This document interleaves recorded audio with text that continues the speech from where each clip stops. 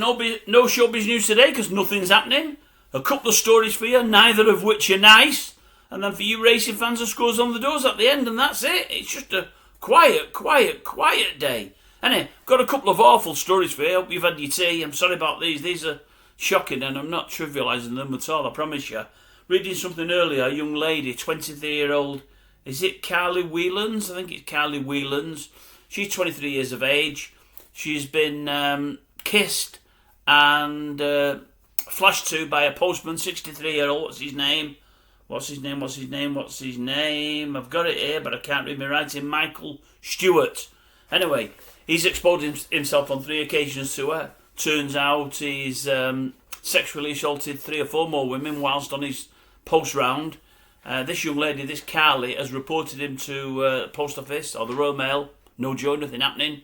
She's actually on the phone to them one day saying, how on earth are you still letting him come knocking on my door and still working after what he's done to me? She actually kills herself while she's on the phone. Bit tragic, I mean, tragic in itself that she's gone.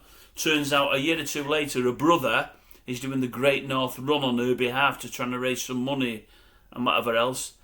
He has an heart attack and dies. Couldn't make it up, could you? Absolutely awful. Anyway, in the end, the Royal Mail did decide to listen. They did decide to prosecute, and I think he's got 6.5 years in jail. Not going to do much harm, that's 6.5 years. He was allowed to do what he wanted to for years and years and years, and the Royal Mail just swept it under the carpet. And this young girl at 23, has took her own life. What a great shame.